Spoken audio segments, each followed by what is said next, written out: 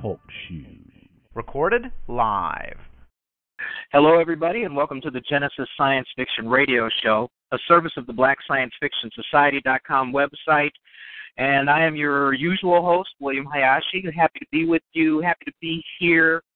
But we've talked about that over the last 2 weeks. Nobody wants to hear about that. Welcome to the September 2nd edition. This is right before Labor Day, which for a lot of people kind of presages the end of summer.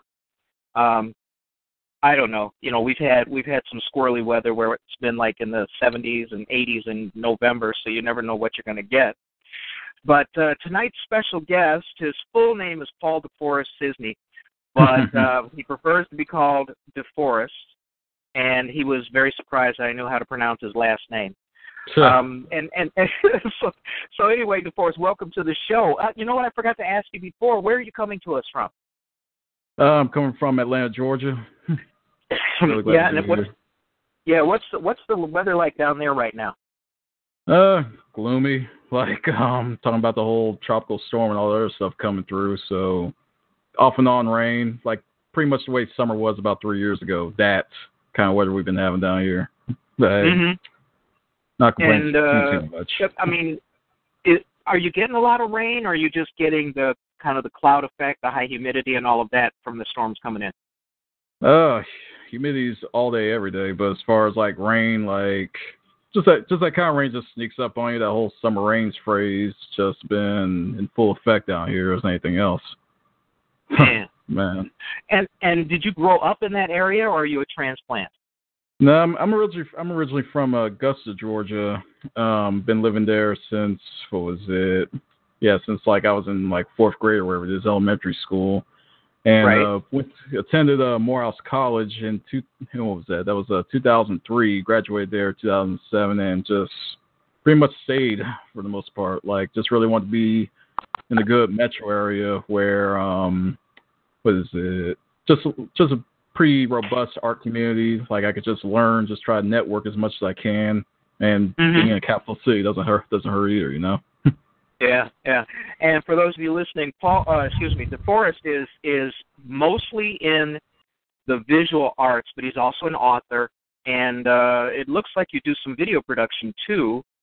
I was looking at your website. There's like too much to look at. For anybody who wants to check it out, it's www.life-forever, obviously no spaces.com. And there is a passel of stuff on here. And, you know, for those of you who are over 50, grab your reading glasses because you're going to need them. Well, you know what I'm saying, right? It's tough. It's tough getting. I mean, you want to get everything on there. You know, you want to be able to present well. You want to be able to, especially showcase the kind of like the whole span of the talents you have.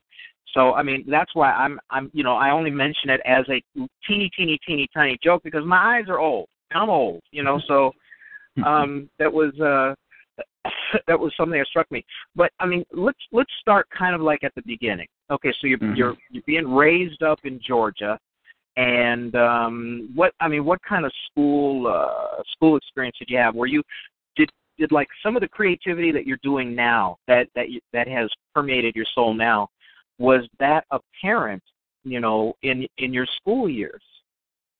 I really started doing all this creative stuff as far as I'm gonna say as far as like sketching and writing some stories. That was late middle school, and as far as school went, like I originally went to some private schools, and later on, like I started going to more public schools and everything like that.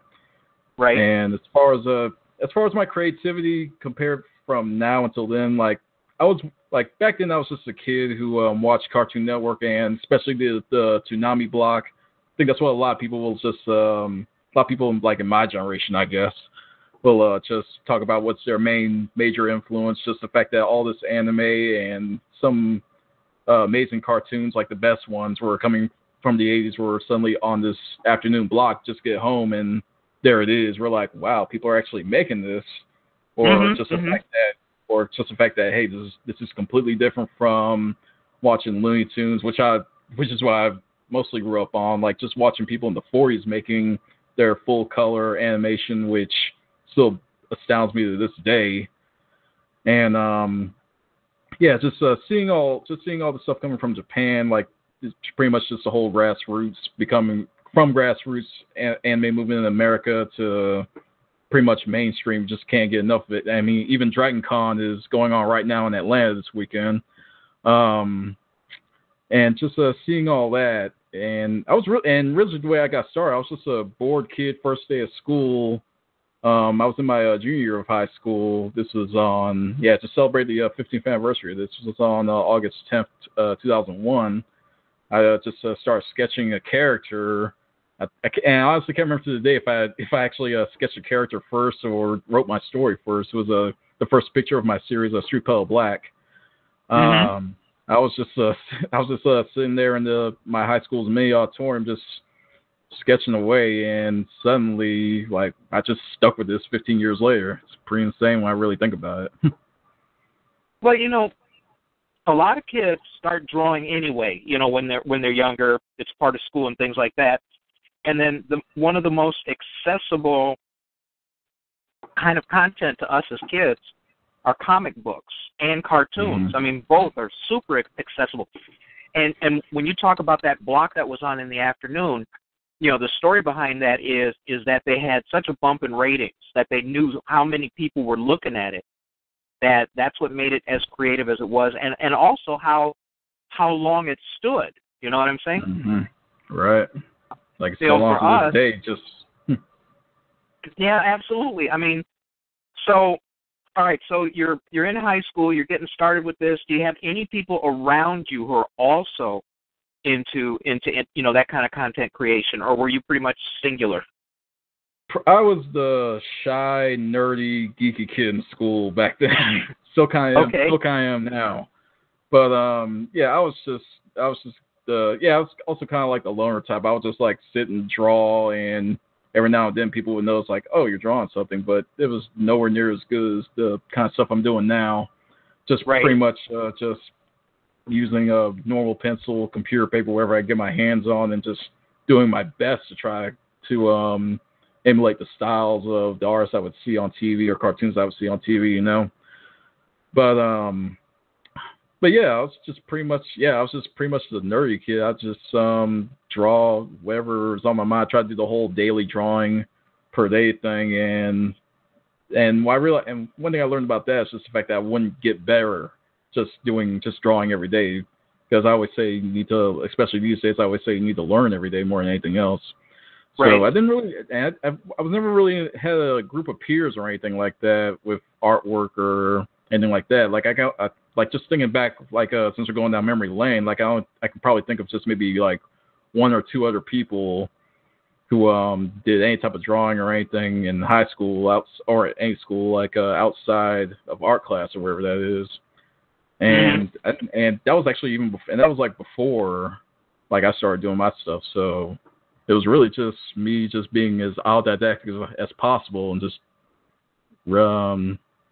trying to, I guess, it was just a hobby, just try to see like, okay, how far can I really go with this before I get bored or move on to the next thing or anything else, But it's stuck to this day. Yeah, and did you, when you saw yourself kind of getting into it, or at least wondering where it's going to take you, did you take any formal classes, any formal art classes, at that age? I did not. I think really, let me see. Really, the only, I'll be honest, really the only kind of quote unquote formal education I've ever got with drawing was I'd say about maybe 3 or 4 years after. I think this is definitely in high school, and I took pretty much a week-long course under a guest artist. His name is Xavier Jones. I actually got the chance to run into him when I visited home like a few weeks ago. Just a complete coincidence. And pretty much at that point, I was just pretty much asking him like the best way to shade, because I was just doing like flat 2D line art, and I was thinking like maybe the next step at this point is try to shade with the pencil. Right. And pretty much from there, like I would just really just sit and just keep doing things over and over, and I'll even admit this, like I would sometimes print out different cartoon characters, like trace some line art, but never post it on my own or anything like that. I would never show anybody else this. I would draw some famous cartoon characters, screenshots that I saw on TV. And like even back then, like I would like just take the computer that I was actually lucky I had a computer that could actually take in the TV feed, and I could just take screenshots of certain things I liked. And what I would do is I would trace like just the character model and maybe just like do some different edits, put my own spin on it. Like I said, I would never like show it to anybody. All that artwork's been destroyed like a long time ago.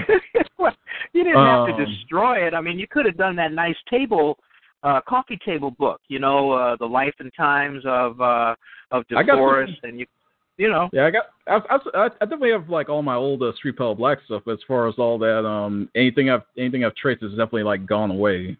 But just kind of put myself in the artist's shoes, I guess, back then, and what was it like? Just trying to make those little edits, like try to see, okay, what am I doing with different? What are they doing right here? And just like in retrospect, that was actually a big mistake as far as like me trying to learn a certain technique, because my main forte is drawing human characters.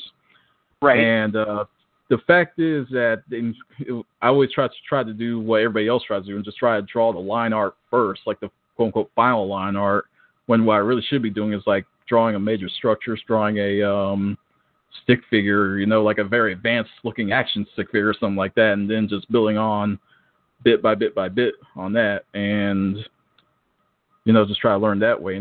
And one major thing that really got me as far as trying to learn was the fact that I actually taught at a church. I believe this is about I started this about 8 years ago and taught for about 4 or 5 years. I taught children's church and just taught them different art techniques, and I want to try different ways so I can actually simplify certain things and make it more accessible for the kids. And that was really where I picked up.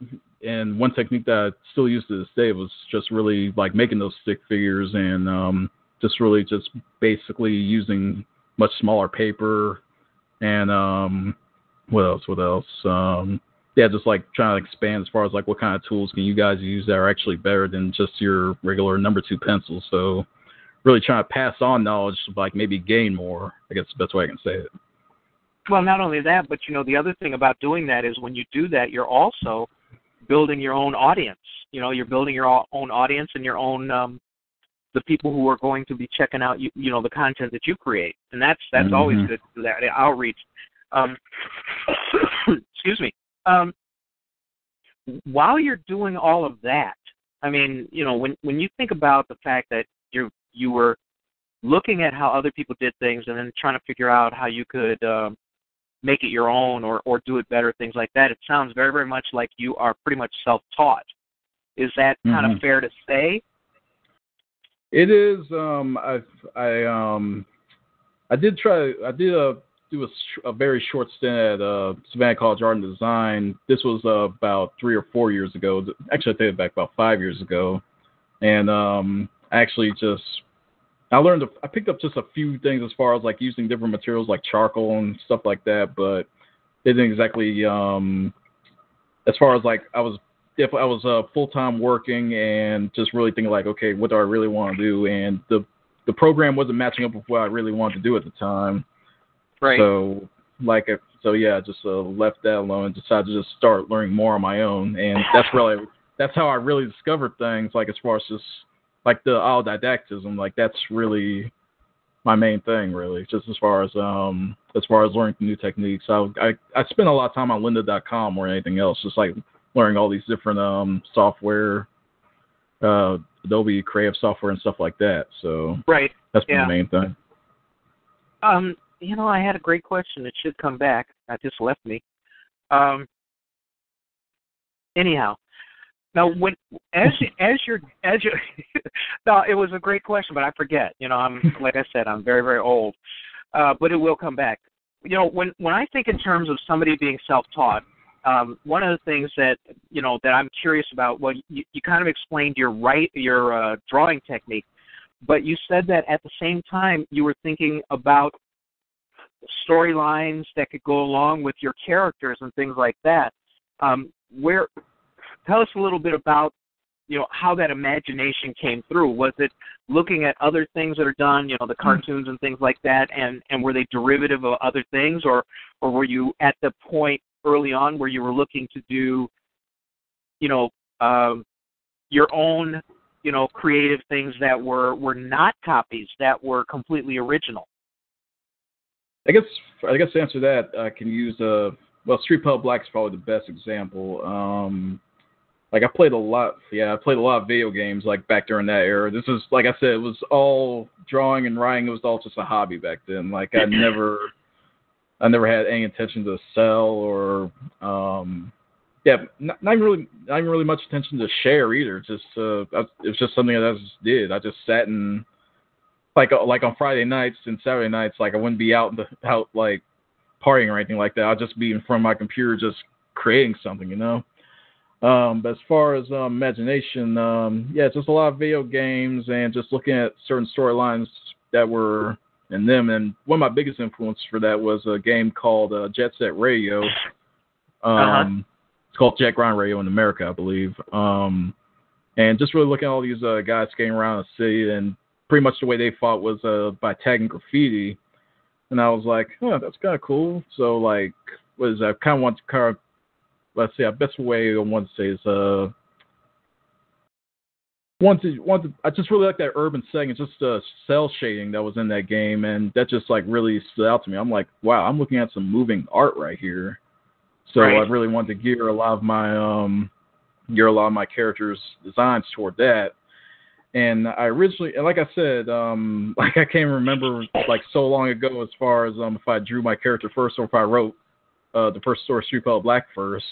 I just know like a few months later I eventually had what became episode 2. It was really just going to be a standalone story till I just got more and more ideas.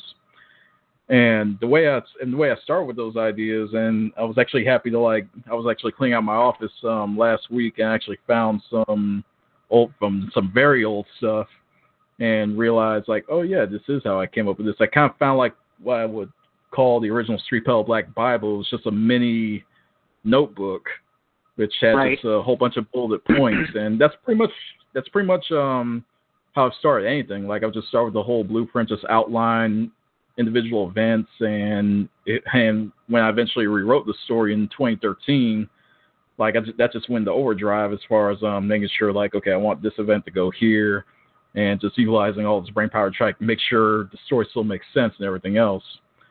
And like I said, like my earlier influences were video games, and I kind of wrote like 4 full Street Pub Black stories. 2 of them are still unreleased, and considering how I write then and now, like they need to be completely revamped.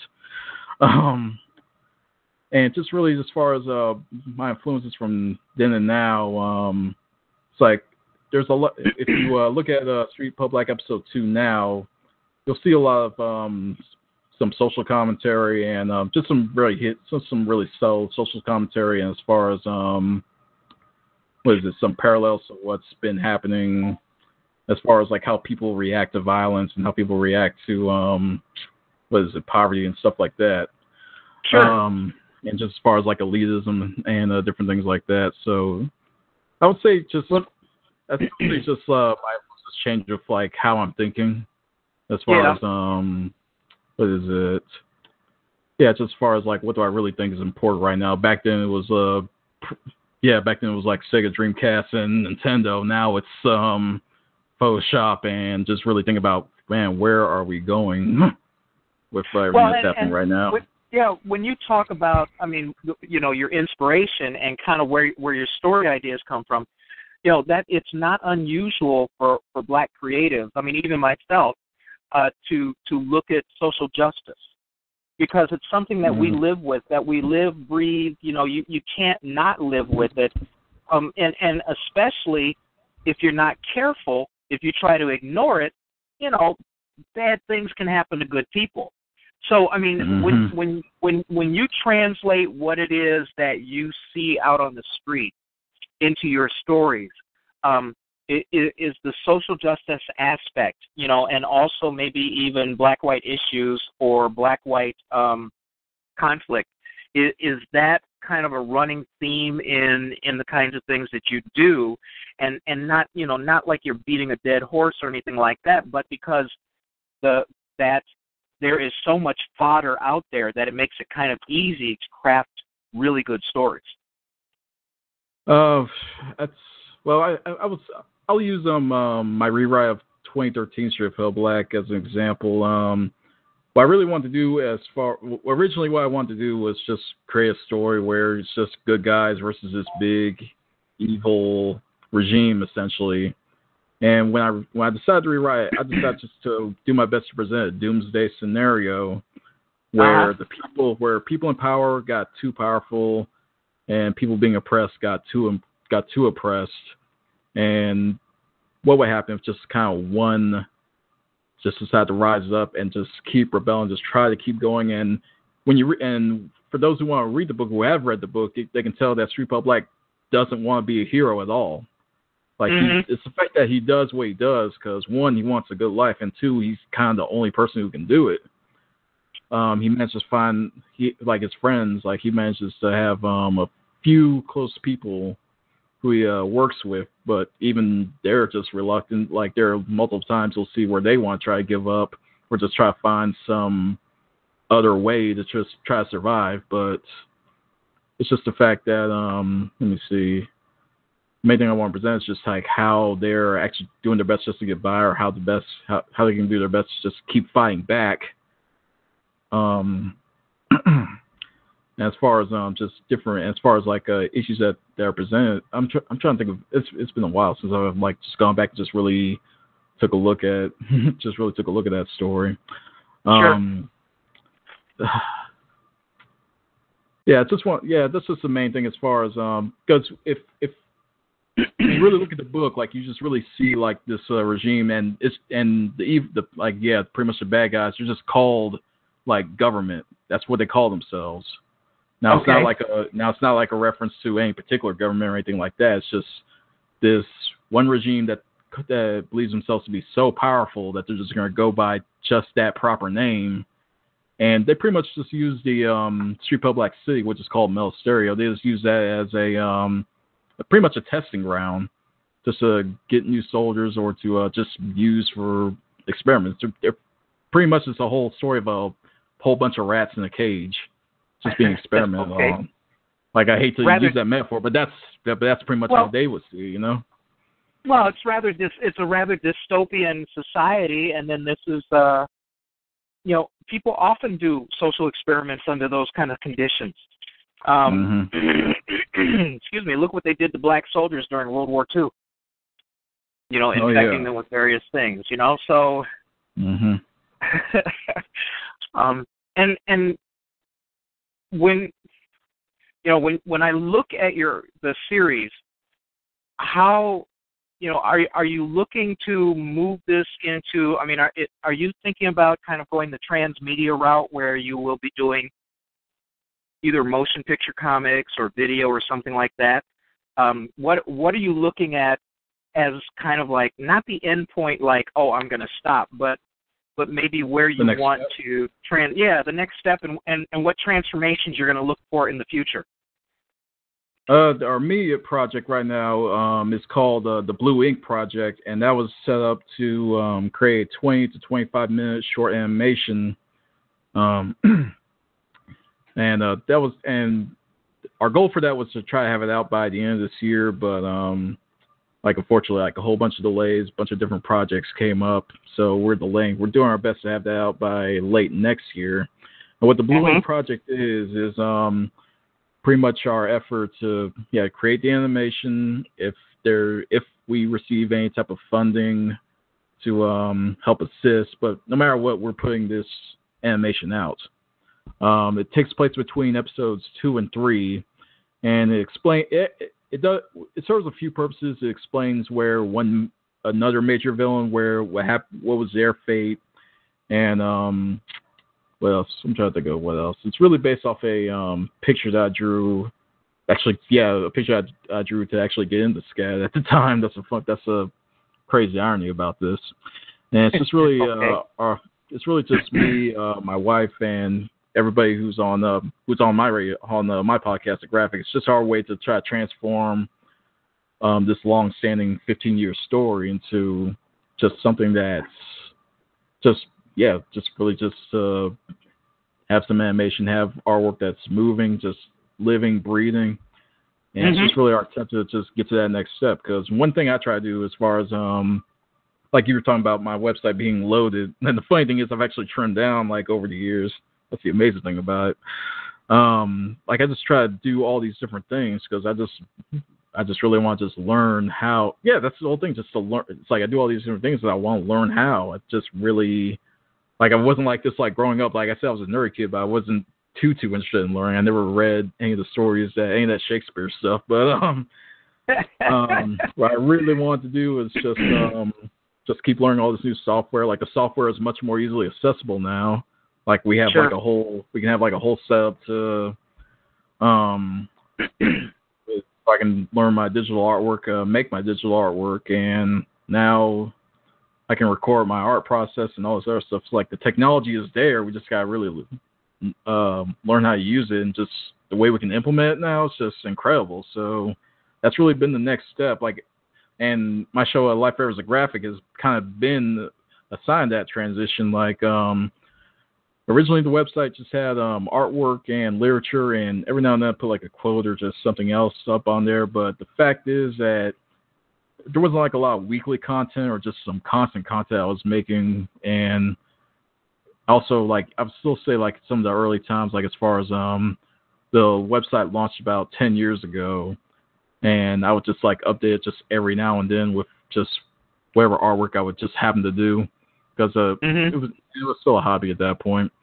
And I just wanted to have like just some more consistent content coming up, and I'm like, well, we have YouTube. Is there something I can do for that? I'm like, oh, maybe I can do my art process and just break into video at this point. And now, just as all the things I've been learning about Adobe After Effects, now I think it's just the best time to just try to expand more on that. And now we're going to do our best to create this full-fledged animation, Life Forever's first animation. Well, I think that if you're a good creative and you really like what you're doing, you know, you're going to strive to keep doing more and more and more. You're going to want to learn more. You want to get better. You want, you know, as a writer, I want to write better. As a radio personality, I'm about as good as I'm going to get. So, you know, I'm tapped out here. But seriously, I mean, any of the visual arts, you know, can translate into a number of different actual genres. You know, whether it's a motion comic, whether it's 2D animation, 3D animation, live action, what have you. So, I mean, it seems like a natural evolution for you. As far as what you said about the tools, you're right. With the creative tools we have today, both for writing or for video or animation or what have you, what they have done is they have made truly good art, if you have it in you, more accessible. You know, it has lowered the bar to creating good things, and obviously keeping track of the better tools, learning them, exploiting them is something that will probably do you well if you're a visual artist. When you mentioned your wife, who do you have as your kind of like your support team behind you? You know, obviously your creativity drives the ball, but what about what's your team like? My team consists of my wife Amanda. She's the director on The Graphic, and she's also our director of marketing. She also like to say that she has the title of telling me what to do to be successful. And she just rolled her eyes at me. Whoa! Let's back up the truck. Do you listen to her? Of course. Like, what was it? I'm trying to think of the last thing that she told me to do. It was something this week. Do you remember what it was? Oh man, there was something. Oh man, I wish I could remember it. As soon as I think of it, I'll say it. But I also have let me just go through the cast of the graphic right now.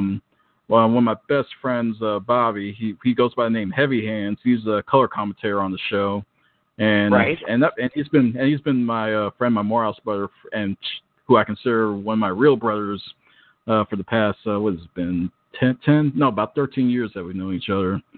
And and we were both like listening to the same podcast and anime and other different stuff. And when it came time where I started to get the idea of, hey, let's do our own podcast and let's put it on YouTube, let's do this constant thing. He was like, oh, I'm in. And it's just been this like great partnership as far as the comedy aspect and everything like that. I also have two other cast members. One's name is Henry. He goes by the alias Deuce 5. He provides a lot of social commentary, which has been, and like you go to certain some of our more serious episodes. I believe one's episode 7 called Screaming. Oh man, I wish I could pull this up right now. Actually, let me do a better example. Episode 14 that's called Hate, where we just really talked about some of the one of our more serious shows where we talked about some of the recent tragedies at that time, and just the fact that and just talking about Black Lives Matter, some of the shootings like the Charleston shooting was the main one that prompted that, where we would just really get in depth, and he's extremely passionate about that, so I've really relied on him for that. And we also have my friend Chase, and all these guys are Morehouse brothers of mine. He goes by the alias Proper, and shout out to him. He recently got married back in April, and just really that's pretty much been our support. That's pretty much the Life Forever family right there. And he's also very talented as far as music and audio. I don't think he's made. It's been a while since he's made some new music, but he was kind of the original person who taught me a lot of techniques of audio as far as using Audacity, and he has some amazing stuff. Like I wish I had his link right now to show it to you guys, but yeah, I apologize for that. But yeah, the 5 of us are the main core that makes up Life Forever, and just really working with the graphic and creating this podcast, which we're about to get back into production this weekend. It's just been just really transformed Life Forever from this one-man hobby that I was doing to this full-fledged movement as far as the 5 of us are concerned. Well, it's like an enterprise, It's you've got partners, you've got overlapping and yet different skill sets, and it sounds like at least a manageable team, a team that would be effective in creating the kinds of things that you look like you want to do in the future. Like the graphic, or like as far as the graphics goes, like I couldn't ask for a better group of people just to support not only to support the show, but to support me personally and professionally. Yeah. And it's always great when you manage to marry way over the end of your skis, because when you get that lucky, and I'm not kidding. I was fortunate enough to go through that too. But when you get that lucky, it's good to have that kind of close-in support, because essentially being a creative, being a content creator like you are, is entrepreneurial. And because of the entrepreneurial aspect, having that support is very important. I remember one time, it sticks out in my mind, I was living with somebody, and I've been in the IT industry since 1970, and I was doing something on the computer, probably doing some programming for somebody, and she looked in from the kitchen and she said, "Hey, when are you going to be done playing on the computer?" And so, yeah, well,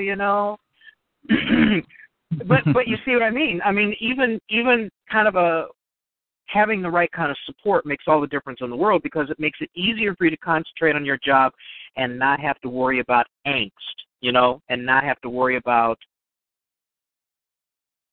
things that completely take you out of your creativity. Now, are you doing this full time, or do you have to are you supporting yourself doing some other kind of work as well? Like I do IT stuff now, because my writing is not, supporting me in the manner in which I would like it to. Yeah. By enough, I work full time in IT as well. Like I've been a help desk technician for about what is it? I think just about 3 years now. And dude, there's so many of us. That's my main full time thing. And pretty much when I get home, like I make sure to be a family man the best I can. Like my wife usually goes to bed a little bit earlier, a lot earlier than me. Who am I saying? And then I would just make sure to hop on Photoshop or wherever it is just for a little bit, because I've got to make sure I wake up with her at 5 a.m, even though I have to go to work at 8:30. So yeah, that's the full-time thing, and just really my passion is just to just keep working, just improving my skills. And the main thing I really need, I guess my biggest challenge is just making sure I have all the business acumen just to really make this full-time, Right. Like I'll wake up at times and just be like, oh man, I gotta go to this again. I gotta go do this again. And man, I was like that this morning. I was sitting there going, man, I just really want to I don't necessarily want to do anything but maybe go back to bed, maybe watch a movie, but I sure in the hell don't want to get dressed and leave the house. Hey, I got a question for you, because I've never really gotten the answer from myself. But why do you think so many of us content creators are in the IT field? I'd say for me, it's just like Photoshop was one of my major, I guess, just trying to get a copy of Photoshop was a major goal back in high school. This was, it's 2001, 2002, and I was just trying to find like a copy of like Photoshop 7 back then. And of course, kind of had the bootlegs and stuff, but like I'm way past that. I'm way past that part now. All legit here. I guess what is it? Yeah, just really seeing what Photoshop could do as far as instead of buying all these expensive paints and like all these canvases and all this other stuff by hand, and just seeing like, oh, Photoshop can do all this different stuff for you. It can't do everything for you. Like, don't believe the whole stereotype. There's no digital art button anywhere in there. Like I actually recently became certified, Adobe certified expert in Photoshop earlier this February, and just man, I could just tell you horror stories about that test. I had to take it 3 times. So digital art is difficult for all those people listening. Like, oh, it's just digital. Nah, it's that's tough, or maybe even tougher than traditional at times. But yeah, that was the main thing in high school, just trying to get a copy of that and learning what's the best way I can say? Just like going from there. Like it's like, wow, there's software you can use to create art, and then like we're just kind of getting this whole boom with the internet as far as we can just get this networking, collaborating, advertising, all of that. Yeah. Well, it's like it's becoming much more accessible to make art, cartoons, or anything else. So like this IT thing is. Just got to learn as much as you can about the technology and just keep up with it, Yeah. That's my main thing, at least. I use it for a number of things. Obviously I use it for my job, but networking is really important because, you can, like right now I'm sitting here in a pair of gym shorts and a T-shirt, and I'm doing a radio show with somebody in Atlanta, and I got somebody in Tennessee, running the board, and to be able to just that sort of thing. Or I used to go to Google Hangout every week with a bunch of other content creators and writers, and having, you don't have to find a writers group in your city. I didn't have to wander around Chicago and try to find, people who were of like-minded people.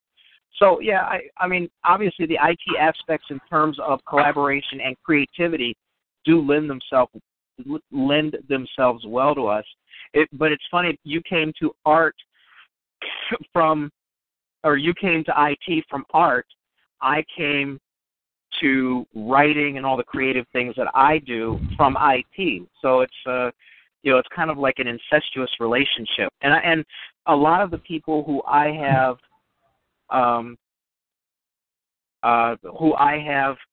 met and who I have interviewed for this show, a lot of those creatives are also IT people as well. Somebody in the chat room is wants to get a little more into, how you put your characters together, how you craft your story. Are you one of those who creates the background environment first and then populates it with characters, or do you start with cool characters and then build the story and the environment around them? Let's see. That could be two different approaches, really. As far as creating stuff for Street Pedal Black, I just gotta lift stuff from the story, basically. But I think talking about independent, all my other just independent characters, stuff like that, stuff I just don't have a story for. I can go deeper into that. Right. Let's see, as far as character development, a lot of characters that I've come up with. It's just really just come from different moods or just different things I imagine when I hear music, and I'll use one picture that's on my website right now as an example. It's called Star. Let's see if anybody's following along on their computer. They can go to the artwork page on life-forever.com, and you'll see a thumbnail, a mostly blue thumbnail with a microphone being held to a woman's mouth. That one is called Star. And okay. I actually just came up with that. Piece just from listening to a song called Empire Ants by Gorillaz. There's a kind of a crescendo halfway through the song where I just imagine this woman just coming out from a stage, just light behind her, and it was just an image I just had to get out of my mind just onto canvas, essentially. Just a little inspiration, like that. And let me see. As far as character development, I'll use Street Pedal Black as I'll go back to what I use for Street Pedal Black. I'll just imagine a scene, but I guess I'm not gonna say it's a weakness, but it's something I really need to work on more. As far as if they're talking about backgrounds, as far as actual drawing backgrounds, I kind of shy away from that at times. I just really want to capture the essence of what a character's doing. As far as let me see, I'll just use I'll use a more recent artwork called a Battle for Metal Stereo. That's actually the very first one on my artwork page. It pretty much shows Street Pedal Black with lightning surrounding him, and he's up on a hill with the burning seascape behind him. And that was actually a major undertaking. Like I said, I just really need to work more on backgrounds, but just sitting there, just trying to show this character who's in pain, who's fighting.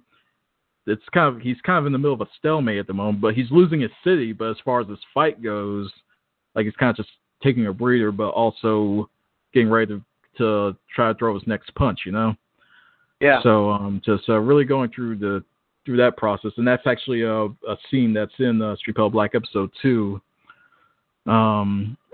I just really wanted to show that was a major battle that has been with me for 15 years. So I really wanted to present that, and so it's definitely I consider a masterpiece. It's one of the longest ones. I actually just went through getting the art process ready last week for future episodes of the graphic, and that's going to be split out among quite a few episodes to just really show what I had to do for that.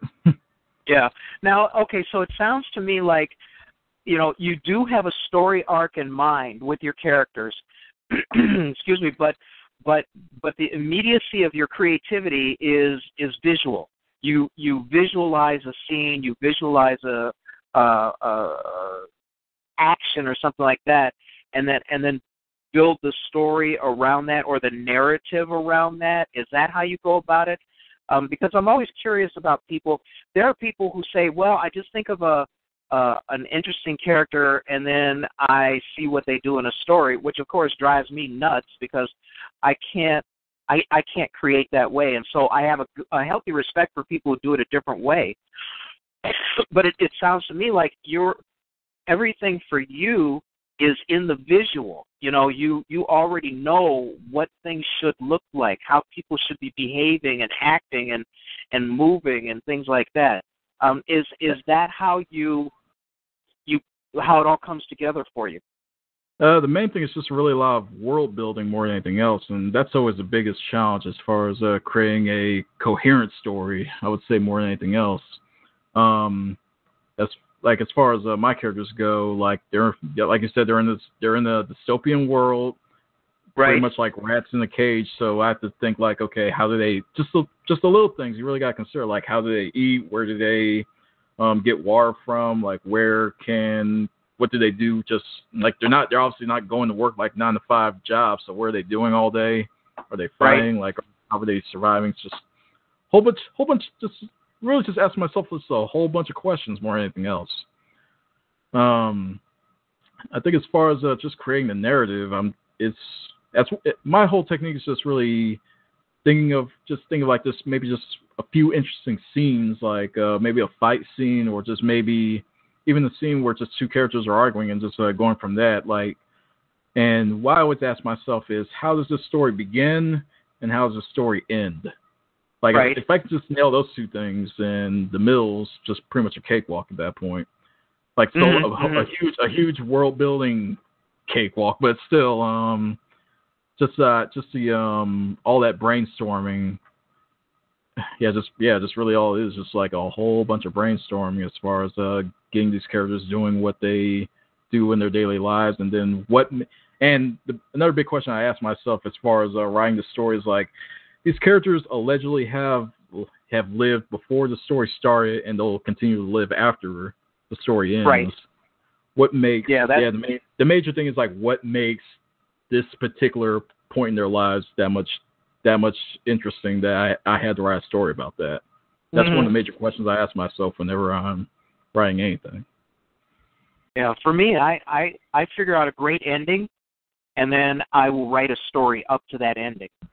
Because my feeling is when people finish a book or when they walk out of a movie, anything like that, or watch, a TV show, what happens at the end is the thing that leaves the biggest impression in them. So I want to be able to exploit that expectation and exceed someone's expectation for how the story is going to go. And the thing that I realized late, I wrote a trilogy, was that thing that you just said, that, lives went on before the story started, and lives will go on after the story is over, unless you have some sort of dystopian Holocaust and everybody dies. So being able to put together a story where you have a satisfying endpoint. And, for me, I just noticed about a month ago, excuse me, I binge-watched the original Twilight Zone, and I realized that a lot of the endings to my short stories and to my novels are based on some ironic thing that happens that's not expected. So I guess I absorbed all of that as a very young person watching those shows when they first came out. So you actually craft stories very similar to me. You've got the beginning, you've got the ending, and then you put everything in the middle that makes it the compelling narrative that you want it to be. What kind of feedback have you gotten from people? Well, let's say, is the feedback different now than it was early on when people started seeing your work, or has it evolved and gotten better? Tell me a little bit about what kind of feedback you got early on, and then what are you looking at now? Like I said, like there was a bunch of artwork that I just ended up destroying because it was just all practice. Right. So early on, I just really wouldn't show my artwork to a lot of people. Okay. And like I said, like in school, I was just a loner, all the other stuff. Right. I'd say like as far as my art career as it is now, like it really kickstarted in 2012. I decided to just sit down and just like really ask myself, like, and this is before my IT job. Like I just had a job formatting legal transcripts, and it was essentially just doing the same thing over and over. I think I just had to like format like maybe like 9 or 10 per day. Process didn't change, the job didn't change, and of course everybody can relate in those kind of jobs. A lot of times you just sit there and think of just all the philosophical aspects of life. So what was it? And pretty much in 2012, I just really wanted to sit down, and just really figure out like what I want to do with my career as far as what direction am I really going to take. If I'm going to keep learning, even back then, like I was still very interested in computers, IT, stuff like that, and just really, what's the best way I can say?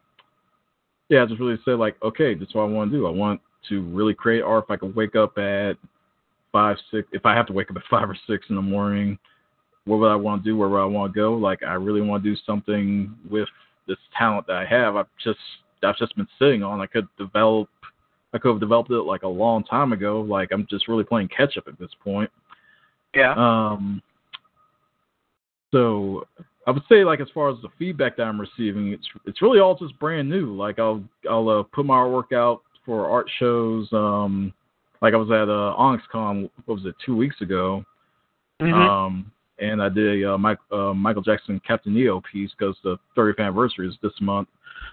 And just like seeing that kind of feedback, like it's all really extremely new to me because like I said, I've rewritten some of my stories. Back in 2012, I was rewriting episode 3 of Street Petal Black because I originally made a paperback of episode 2 back in what was that, 2007.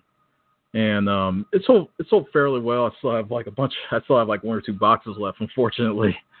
But sold fairly well and got some feedback. Like a lot of people were telling me like, yeah, it's pretty good, man. But like I just want, and just really later on, like I just want to just create content even now where I just want to astound people, you know? And right. I'm getting that kind of feedback. What I always want to try to do is, especially now with the graphic and all my social media sites, I just need to advertise more. I just want to really just just really want to really just start a community, just so I can see like what direction should I take, or just what are some things I can improve on. Just like what do people like? Because I just like entertaining, you know. Sure. Sure. So. Just any feedback, like I always want it to be constructive more than anything else. That's just the main thing that I just really like to receive. Yeah, I mean, do you? I was kind of paging around on your site. Do you have? I mean, you've got the, getting to the, subscribing to your site, things like that. Do people leave comments here? Not on the non-live-trevor.com. If anyone would like to, if anyone does want to leave comments, like my DeviantArt site's one of the best places to do it because I do my best to try to check a lot of stuff every day. But DeviantArt, like I'm trying to get more and more active with that. That's just where my advertising has been most effective. So I've seen some very, very positive comments there.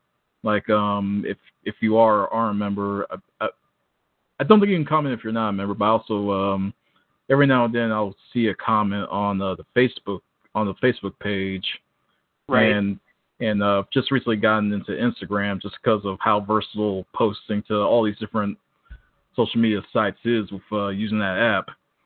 And I've gotten some positive, and I've gotten mostly positive feedback from there. Like I don't think I've really seen like any like negative or trolling comments. I'm very fortunate about that because the internet can be a vicious place. I even write about that in a portfolio that I put out last year, Volume 1. Like there's a whole section about that I like to call Baptism by Fire, where people will ignore your work or they'll just trash it because of jealousy or just being mean, you know.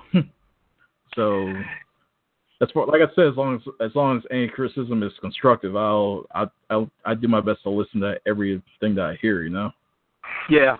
Well, and you know what, it's a very rare person who knows how to do everything perfectly, right off the bat, halfway down the line, when they've been doing it for 20 years.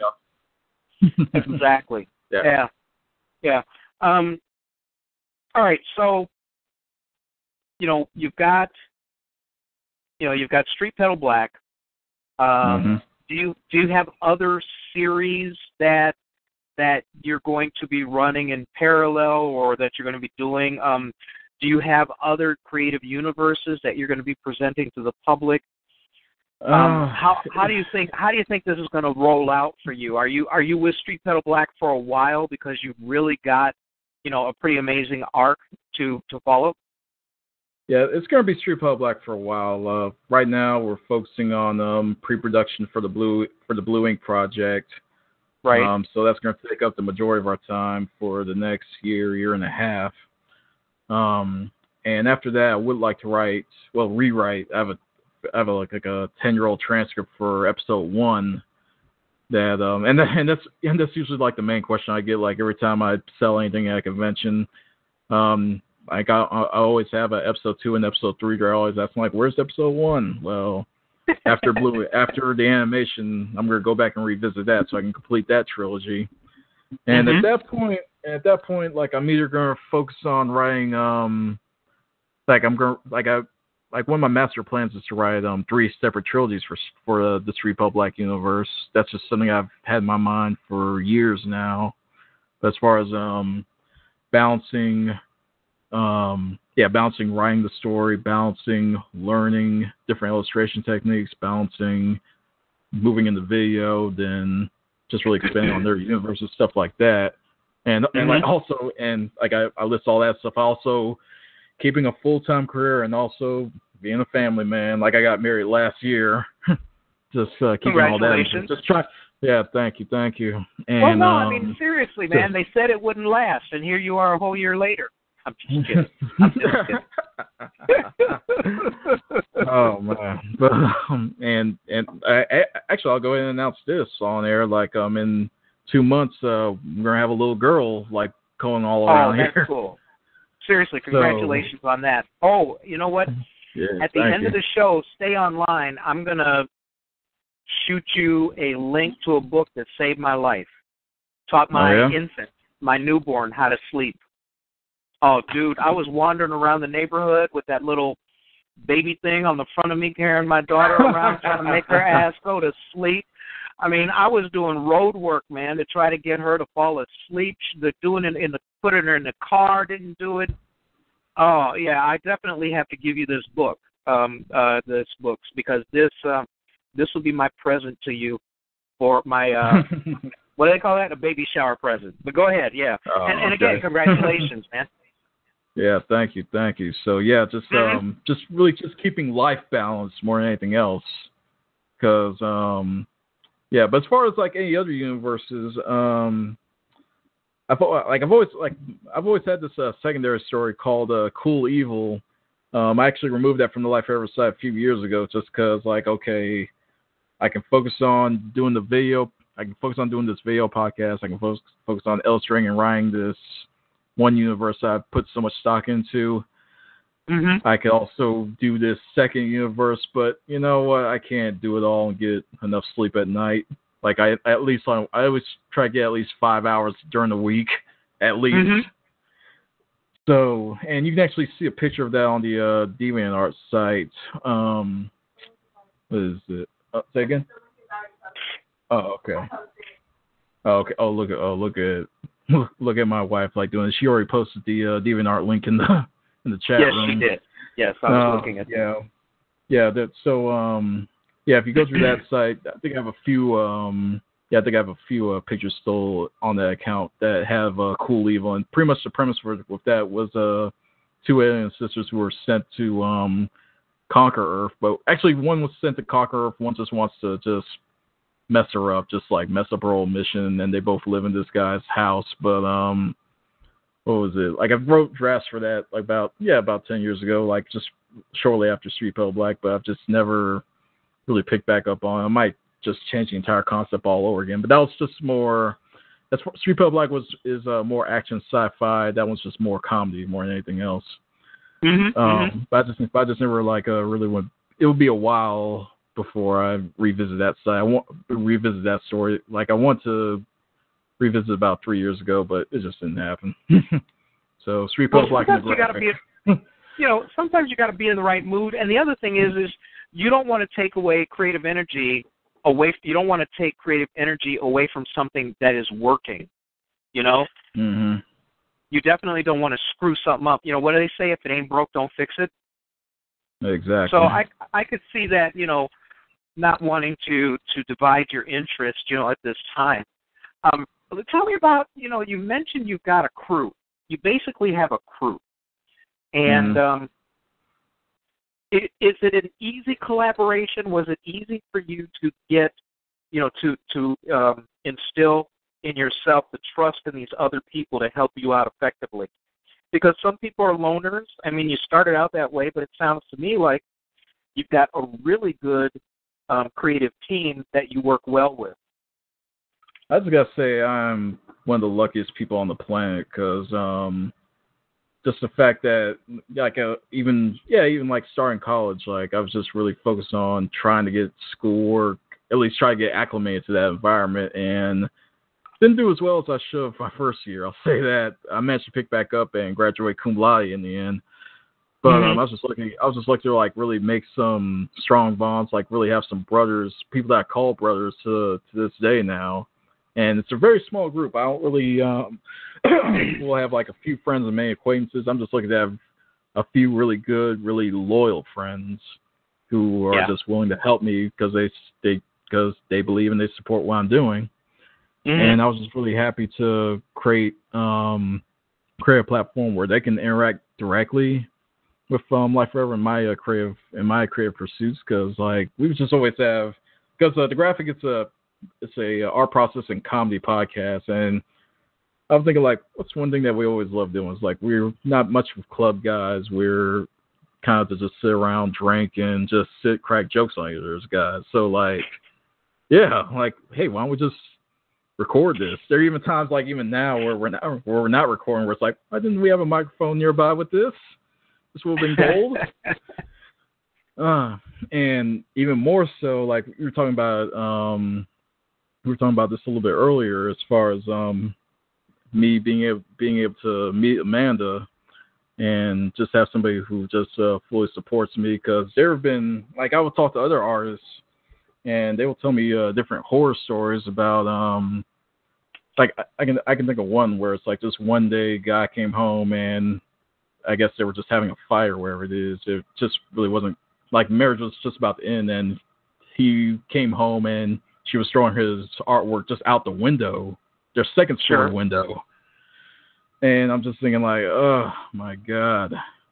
And so I'm just very fortunate to have somebody who, like, just keeps on the lookout. Like, she's just as big in technology as I am. And just to look for just different opportunities to either advertise or just improve audio or video quality, and just improve the technology in the house, you know. Hang on a second. For those of you who tune in late as a podcast, now how do you tune in late on a podcast? All right, I got to think this through a little bit better. This is the Genesis Science Fiction Radio Show, a service of the BlackScienceFictionSociety.com website. And for the sake of artistic description, we are talking to Deforrest, who is really Paul Deforrest Scisney. And, well, I mean, come on. Are you laughing because of how I said your name, or because I have to throw it in there? No, it's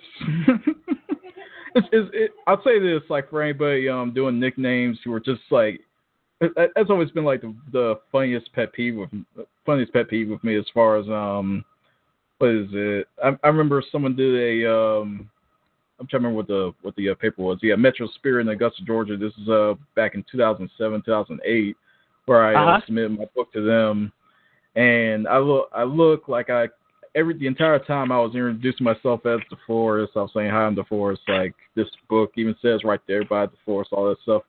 I get the article. The first thing it does, it lists my last name more than anything else. I was like, wow, how did that happen? Yeah. Like, yeah, despite my best efforts, I was like, well, see, that's the thing that was a learning moment for you, a teaching moment where you were taught that, the best intentions, the best laid plans, let's see, all through when I was growing up, most people automatically put a K instead of an H in my last name, so I would be Hayaski. And wow. I am in no way Polish, okay? Not that there's anything wrong with Polish people. There's nothing wrong with Polish people. I'm just not one of them. Being half black, half Japanese was enough, So, dude, I get it. But all right. But also this helps people to find you who won't have the benefit of the chat room and see all the links. You know what I mean? Right. You know how people will find you. They will find you. I mean, that's why I'm not on Facebook. I don't want it's too easy for the police to catch up with you. So they'll find a way. Yeah, they generally do. But let's talk a little bit about your podcast, because you've mentioned it a couple times, and I can kind of see the entomology of it. You start out going, well, this is some funny stuff. We should probably put this together and maybe capitalize on it. But I mean, what was the actual story of how you started out doing your podcast?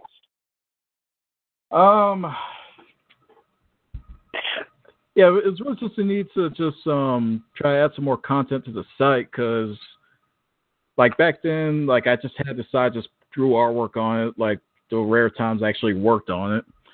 Right. And I just wanted to like try to make it more of a network, more of a destination to go to, and like I was thinking like who's going to go to this if I'm not even going to it that often. So I need to get much more active on this. And what was it? I remember this one night, and this is back when my wife was in school for a master's degree. She had to do an interview with one of my peers. He's another artist. His name's Miles Davis. Not the singer, but that's his name though. And he has some really great artwork. He's with Master Burn Studio, so there's a shout out for him. So she had to do an interview with him, and I was just thinking, just thinking about this interview. I was just standing there, just assisting her with the camera and other things, and just thinking like, maybe there's some type of show or just something I can do with video, and just really trying to capitalize on YouTube. And I thought, what can I have? I didn't want to do a straight podcast where we just talk or anything like that, because I really wanted to incorporate artwork into it somehow. Right. And it's really around that time just got the idea like, hey, why not? I'm a primarily digital artist. Let me just screen record some stuff. And I realized, what was it? From doing the children's class, like I couldn't see myself like doing that on a I guess near weekly or monthly basis. One, because I don't think I'd have the patience for it, and two, because I'm still learning a lot of this stuff myself, So sure. So I'm thinking like, I want to have fun with this. Let's make this primarily comedy. So let's just combine the fact that got all these art processes, got comedy segments that are completely unrelated to what's going on screens, and I think that actually adds some strength to the graphic, as far as like you can go to it to just listen if you're not even interested in art. Like, hey, here's a good segue into it. Or if you're just not interested in the comedy aspect, like, okay, here's this visual of me creating something that I consider very special. So you can learn from it, or you can just sit and kind of do the whole ASMR thing, I guess, since people are all into that nowadays. So I just feel like it lends itself to all audiences that way. And who participates? I host it. My wife, she's the director. That's her alias on that as well. Okay. And everybody I listed, Bobby, Heavy Hands, Deuce 5, and Proper. And like I said, we're going to start season 3, go into production of that this weekend. We're going to have a few recording sessions, and hopefully we'll have the first few episodes out by the end of this month. Uh-huh. And do you have a count of how many people are checking you out by chance? On average, let me see. I got some weird buzzing. Can you still hear me? Mm-hmm. Okay. Just got some weird buzzing. I wasn't sure if you can hear me or not. Can you hear me okay? Well, yeah, I can hear you. Okay.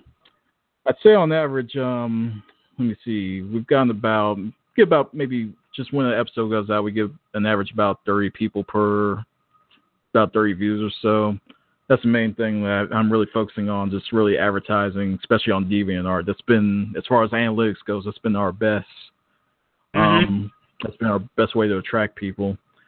And just really want to focus on getting a lot more subscribers. I feel like as far as seasons 1 and 2, especially season 1, that's been a lot of our more of our pilot season more than anything else, because we've never, none of us ever had any type of podcast experience or just trying to host some type of show, anything like that. And as far as me learning the technology, me learning new video techniques, and like I said, like back in the day, like when I was like doing screenshots and stuff with video on TV, stuff like that, like I had some experience, but not enough to make a full-fledged production. Right. So just really decided to sit down, learn After Effects, and just try to just make something that can be feasible enough for YouTube. And this season, we're just rolling out a completely new look for the graphic. We actually have an audio mixer this time around. We could go. I can tell you stories about just random nonsense that we ran into with audio issues and sometimes video issues and stuff like that. So yeah, we're just really looking forward to it this time around. Like we want to do our best to attract new audiences and just create more content, create better content. Like the whole tagline of the graphic is contains content. So just about new artwork, better artwork, just nowhere to go but up from this point, you know. Well, and when you get ready to do a show, when you got the whole posse there, do you talk about what you're going to talk about beforehand? Is it planned out at all, or do you just wing it? We have a segment called The Faux Show that every now and then, like pretty much everybody shows up, and like we just say like, okay, what topics you guys have? How do we want to present this? How do we want to? Because the main thing we want to do more than anything else is just entertain. That's the main goal. Like the mission statement of Life Forever to educate, entertain, and enlighten through the means of the creative and expressive arts. But as far as the graphics concerned, we want to focus on entertaining more than anything else. Like I said, we have our usual serious show where we talk about certain issues and stuff like that. But no matter what, like whether it's serious, whether it's comedy, as long as we're entertaining the people. So we usually start off by just grabbing a whole bunch of topics. Sometimes I go to like weird news. Bobby, he'll go for technology news. Just whatever it is people just want to talk about, as long as we can just twist it into something that can really entertain. And we'll just like do a whole bunch of, we like to call it verbal barfing. We'll just sit there, just press record. We'll just talk for about 20 minutes and just ramble, and whatever seems to be gold or whatever is just organic, we'll put in the before show section of the graphic, and you'll see that on certain episodes when you look at them. Excuse me. And so yeah, and just from there, like eventually, whenever like we'll look at the clock and like 30 minutes have gone by of just us rambling, and then eventually I'll just be like, okay, hold on for a second, ladies and gentlemen, welcome back, and we'll just start the show from there. You know what I just realized? That I've been doing this show all wrong. Really? No, I'm just kidding, man. Yeah. Well, I mean, you know, as I told you before we started, you know, the essence of, you know, the Genesis Science Fiction Radio Show is to present creatives in Black science fiction, fantasy, horror, all kinds of genres, art, music, movies, television shows, things like that, in a way that's not done anywhere else. I mean, if somebody, like for you, once this is done, you know, I can't see why you wouldn't link to it, you know, somewhere pretty prominently on your website, you know, and also drop it in Twitter once it's up and on YouTube tomorrow. Because for people who want to know, you know, who you are, what you do, and to look at how you ply your craft. I mean, a lot of people don't get to find that out about anybody else. You know, if you're interviewed on television, you're lucky if you get 12 minutes. Okay, so how do you convey to anybody anything of substance about you as an artist, about all that is Deforrest, you know, in 12 minutes? It just can't be done. You know, the most you can do is say, hey, look here for more information, and hopefully people will catch that. Oh, by the way, where will they find your podcast? Where can people find your podcast? You can find it on, you can actually go to the website, life-forever.com, and there's a link to the graphic right there. And you can also go directly to youtube.com/lifeforeverofficial, all one word. And pretty much you'll have the listing of all the episodes of the graphic. And you'll also catch my new show called Illustrated by Deforrest, where I take pretty much the graphic is all my original characters and any original concepts. Illustrated by Deforrest is really just our process, lay down the music, and it features fictional, like some copyright characters, pop culture icons, stuff like that. And let me see. So far, I've done Raven from DC Comics and Archer and Lana from Archer. And for this month, I'm actually going to release this on the week of the 12th, since it's the 30th anniversary. I'm going to release a week-long series of videos featuring the art process of the Captain EO artwork.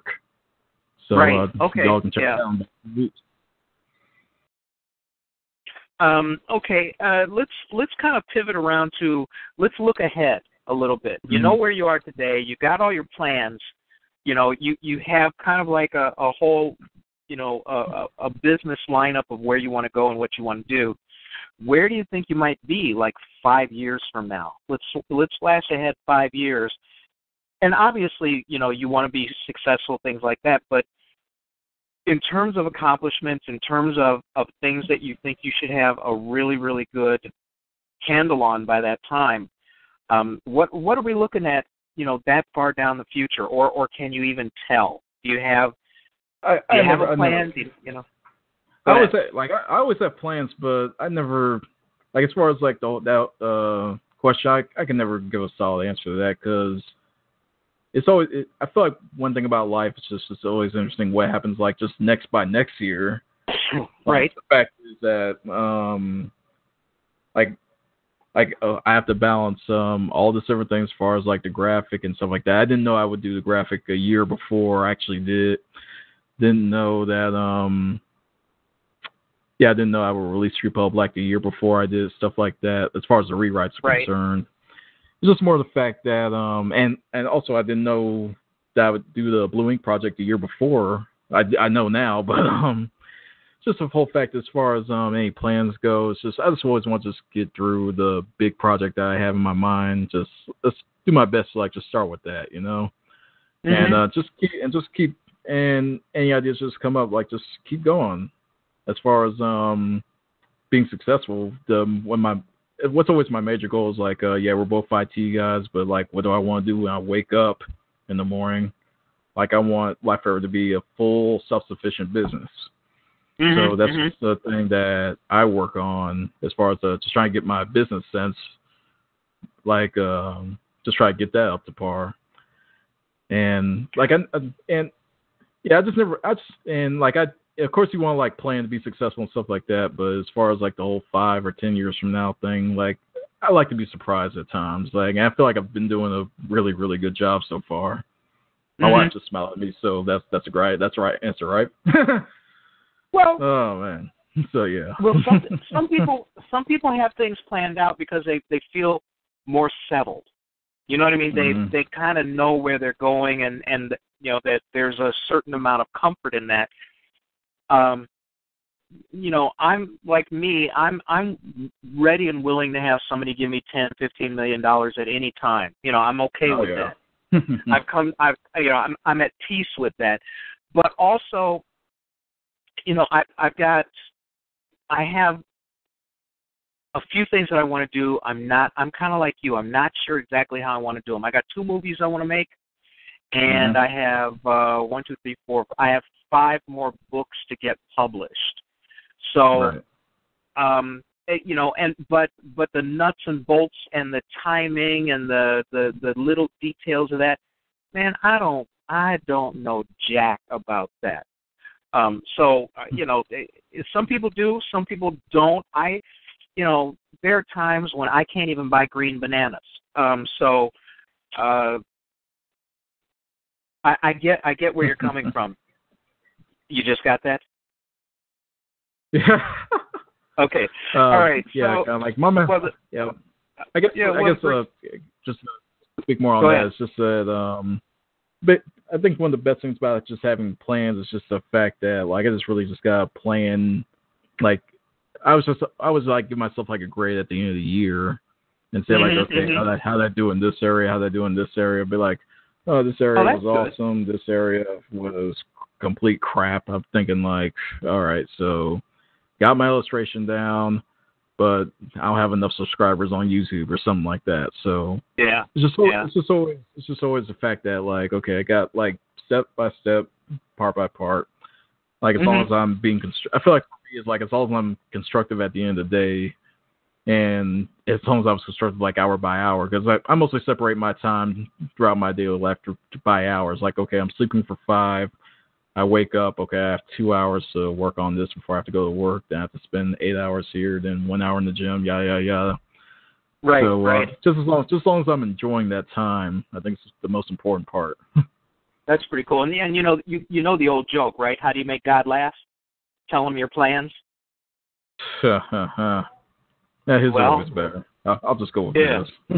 Yeah. Okay. You mentioned the part about the business and everything. I have discussed what I call the 80-20 rule, where most entrepreneurs, most content creators, who are doing stuff on their own, who don't have like a HarperCollins or a Warner Brothers behind them, they spend about 20% of their time in the pursuit of their creativity, and then the other 80% of the time is about the business of doing business. When you look at where you are now in your creative life, does it work out about that much, that little? Is it more toward the creative side, or what's your estimate of about how much time it takes for you to do the things necessary for your business, for your creativity, that are outside of the creative universe? It's really picked up a lot, I'd say, in the past year and a half, because the business side. On the business side, because me and my wife, we especially spent a lot of the past few months as far as researching Google AdWords, different advertising techniques, like what's the best place to advertise for what we want, what we need, and just the whole fact where I was speaking earlier about, like, I'm just now getting feedback because I've switched it from a hobby to something I really want to do. Like main thing when I was first starting out at that point, that was 2012. I just really wanted to get my illustrations up to par and put a lot more focus on that. And I feel like now, like, I'm not gonna toot my own horn, but I feel like my art is freaking amazing. So. That seems like, so I feel like I nailed that part. Well, it's like now I just need to really nail getting it out to people and having them keep coming back. And if they like it enough, just probably have them support just a little bit financially. Because that's really the only way, that's the only way the artist is going to live, just to really support them. Like, you can either, word of mouth is always great. But, like, as far as just a few cents every now and then could help as well, Well, I mean, that's all of our challenges as entrepreneurs. Like I said, if you don't have a big publisher behind you, or a movie studio, or a TV studio, what have you, behind you, the challenge is always raising your work above the background noise. As much as the internet has helped, and the kinds of digital tools you can use for your creative arts, for writing, for what have you, how do you get people to see you when the bar is lowered for people to get their stuff out there? What can you do to distinguish yourself? I always think of it as a big double-edged sword. Like, all the like we've been saying, like, the internet's here. Like, we have all this technology. It's accessible to everybody, which is good as far as the creative side, but as far as getting the attention of millions, billions of people, it's just really difficult to, like, stand out more than anything else. And that's our next major hurdle. Like, first it was illustration, then it was just getting these books published, constructed, whether it's through ebook or physical media. And yeah, that's pretty much our next step as far as animation, video, and then just really advertising the best we can, just to really try to discover like what we're comfortable with as far as which sites to visit, and just really just learning more about that process, you know. Yeah. Let me see.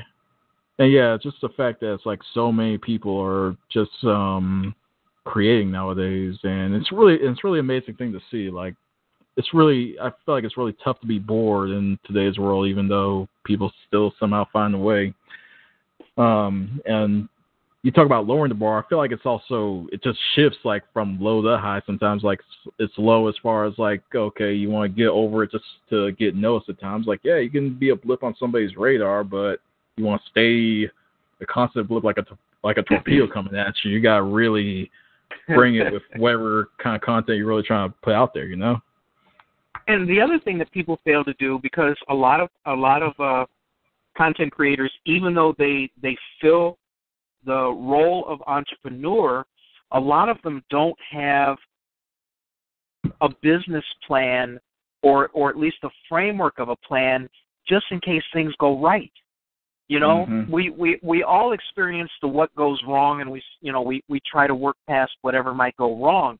But what if all of a sudden you're presented with an opportunity that you didn't anticipate, that could suddenly expose you to hundreds, thousands, of new people who never would have seen you otherwise? A lot of people are not prepared to take advantage of that kind of situation. So, you have to plan for success and you have to plan for failure and figure out, because in both cases you may have to do some tap dancing to make it work. So yeah, I'll be honest. Like I feel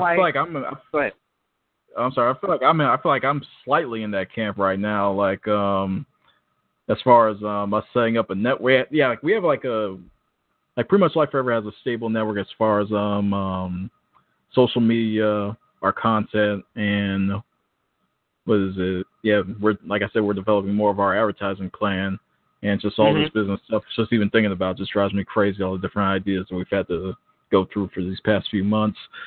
But yeah, I feel like there are times I actually wonder, like, yeah, I want to be successful, but what really is success? Is it just the creative aspect? Is it the monetary aspect?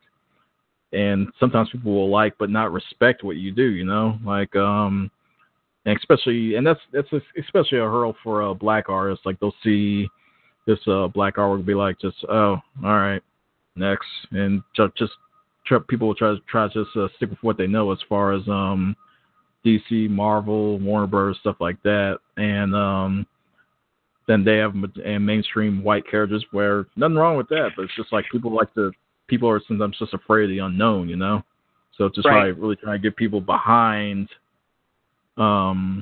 just really get people behind I mostly draw African American characters, and I'll break into different ethnicities like every now and then, but just I wonder, and it's just something I always think about. It's always like some of a pipe dream. Like, if somebody just like handed me like $1 billion, like I'll go with like how much Marvel Seals was bought for, like $4 billion. Sure. And I was wondering, like, what should I do with that if I ever got that? I don't know if I'd have a plan for that much success.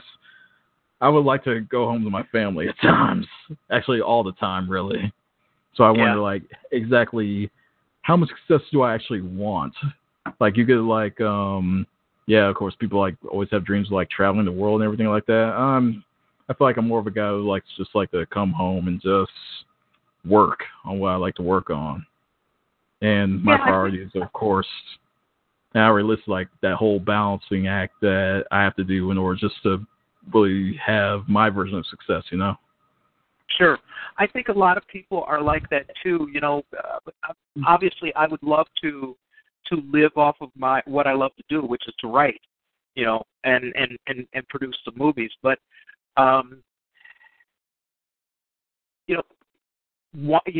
walking that path from where I am today to where that self-sufficiency can occur is something that I struggle with all the time. Trying to not necessarily make the path or walk the path or figure out what it is, but just, I mean, I know it's there, and I know if I'm persistent, it's going to happen. I don't have to worry about anything else. So, I mean, that works out just fine. You know, that's the sort of thing that I can figure out, you know, that I have to be patient to do, because I know I'm a good writer. Okay, you know you're a great artist. You know, we know that we have the skills necessary to produce good work, to produce laudable work. You know, so so when you look at the big picture, you mentioned, okay, you got family stuff, you got the podcast, you got a number of things that you're doing. And I think that if you just kind of relax, cool out, and enjoy what you're doing, I think it's all going to come together the way you want it to do. But the one thing that we agreed on was persistence. And let's go back to something else you mentioned. You mentioned about doing the black characters and things like that. I just I moderated a panel at Worldcon on Afrofuturism. And, you know, Worldcon is where they vote on the Hugos and things like that. And believe it or not, one of the questions that came up, and more than one person, I mean, they were nodding their heads, they wanted to understand that. They said, you know, there were whites there, and we were talking about Afrofuturism. Well, what is it? What makes black art, black sci-fi, fantasy, and horror stories different? You know, why is it set apart? And believe it or not, one of the questions that I got from some of the whites there was, well, do we have to know anything different in order to understand and appreciate and enjoy, you know, a black themed sci-fi story or not? And at first, I really wanted to say something caustic, because that was like a ridiculous notion to me. You know, a good story is a good story. Merely because it has black characters doesn't mean that you have to have a special understanding of black culture. But then I understood that they were being genuine. You know, so perhaps for those of us who write, you know, black themed, or we produce black themed content, maybe, you know, now I'm looking a little bit more in the back of my mind at the fact that somebody would ask that question, because obviously it's out there. So when you look at what you know, creating your work, have you given any thought to the fact that someone might consider it a cross-cultural experience and not just a great story with great art? You know, I never thought of that up until that somebody, and these were genuinely, these people were without guile. You know what I mean? I can understand. Yeah, I can understand like them asking that, because like, what is it? Of course, like African American culture is like just something. Yeah, and as far as like human history goes, it's really something that's brand new. Right. It's about 400 years. Yeah, 400 years old at this point. It's like I'm always of the belief that it's like, of course we all have African ancestry, but the African American or the black person, whichever you really want to go into it, all those different labels, whatever. Right. It's really just its own culture, and I guess as far as it's really a big driving cultural force as far as you got the $1 billion music industry that's looked at the black culture as far as inspiration, as far as like a lot of cover, like we pretty much drive like what's really hot, and then like people just want to like just urban culture does drive. You know? Yeah, urban culture now is world culture. Mm-hmm. Remember when world culture was something else? Urban culture, American urban culture, drives entertainment around the world in a way that it never has before. Mm-hmm. I'd say as far as like I'll just use my stories as an example. As far as either being a cross-cultural experience or just something brand new, I would really just label this one under something brand new, because I'm creating, like, as far as the world building process goes, I'm not basing it. I have a futuristic doomsday scenario is what I'm creating here. I won't present that. It's that first, where this group called government wants to just take over and just uses people as lab rats. I want to present that first as far as Street Pile Black goes. So I guess it really just all depends on example and just really the individual story. Now, as far as the people that are asking that question, I get it, but I feel like just hearing that, it can really, I feel like that something like that can really get under your skin, because like while you want to know more about it, like you also don't want to make the mistake of trying to lump like African American books or entertainment as just its own genre, you know? Because like there's African American love stories, there's African American action stories, there's African American, yeah, just different things like that. So right. So well, I can understand. I mean, it was just a weird issue, because you know what, I had never ever. I mean, if before the guy asked that question of the panel, I never would have thought of that, you know, as a barrier, you know, as a conceptual barrier to the acceptance of black literature, you know, or black science fiction or black art or anything like that. Do we have to know something? Do we have to know, you know? And so it just struck me as odd. It's still something that I'm struggling to think about right now, because, you know, the stories I wrote, they have to have black themes, you know, in case you don't know. It's just I wrote a trilogy, and where black folks made it to the moon before Neil Armstrong, and they did it in secret. Okay, so that's a black themed story, but then it gets reviewed as being kind of like Michael Crichton and Robert Ludlum-esque. So those are like white guys and, you know, techno thriller type things. So, you know, I definitely wanted to write stories that had a broader appeal. Okay, I wanted more than just black. Go ahead. I'm sorry. But as far as them saying like it's like this author and this author, like I had that, I experienced that as well. As far as when Street Pile Black was first reviewed, it was called and I like this review, but it was called what is it, Kill Bill meets V for Vendetta, which I thought was pretty good, and I like those movies, so great. I was like really happy to hear that. Right. But I feel like as far as that, it's like you just gotta make it relatable to the quote unquote mainstream.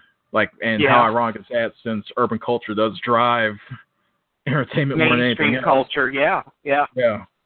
But I guess it's just the fact that, I think one thing that people, like white people or whoever it is, Mexicans, anyone outside black culture can really realize about black culture as far as the people who are participating in it, is that not only are we proud of it, we're also very protective of it. So as far as, people like buying off of us or anything like that, like we're quick to point that out, you know? That's right. At least that's what I've always seen about it. What else can I say? I get the essence of the question, but at the same time, like it's the fact that there's also diversity within urban and African American culture, which is what a lot of people who are just trying to get introduced to it just don't realize. Like we say African American studies, like as far as like certain college courses and stuff like that, but there definitely different chapters to that, which I guess and we're no more a monolith than white people are. Mm-hmm. You know, you got hillbillies, you got Southern crackers, and they're different. you have white bankers, you have white suburban people, you know, and the fact of the matter is, no race is a monolith. No race is one thing. No race contains just one type of people. And so it gets tiresome when people lump, you know, black culture into this monolithic kind of existence that you and I obviously know don't exist. But I don't want to get on that. I don't want to get upset about that. You know, it's too late in the evening. I don't want to get agitated. You know, if you were gonna, you mentioned that. I think you mentioned that you teach, right? And that you mentor the young. Yeah, I did at one point, like for about a 5-year span. eventually I left that church, found a new one, and I've actually been in between churches. Also, my father-in-law, he has his own church as well. So, as far as teaching, I just keep that. I regulate that mostly to the Illustrated by Deforrest series at this point. Sure. I was going to ask you though. I mean, what was the best aspect about, working with the young? Just really, wow. It's actually pretty loaded. Like, just really the fact that just seeing them eat, like, whenever a class got started, they were always eager. There were never any like tired. There were very rarely like tired faces or anything like that. Like, of course, kids waking up at whatever it is, 8:00, where it is on the weekend. Right. Yeah, but I was very blessed to have a eager young group that I was able to teach for a few years. And what was it? Just the fact that some of the more enjoyable things were just actually seeing them pick up just some of the more basic lessons I would teach. I would bring in, just to like teach shading lessons, I would bring in like just a really simple, like a blob or a shape or some type of simplistic human figure, and have like a representation of a light bulb above them. Right. And I would say like, hey, just try to draw some borders of where you think shadows would be, stuff like that. And some of these kids, and yeah, a lot of these kids were just really smart to pick up on that, and just seeing that in motion. It's like that's just really something that I found wonderful.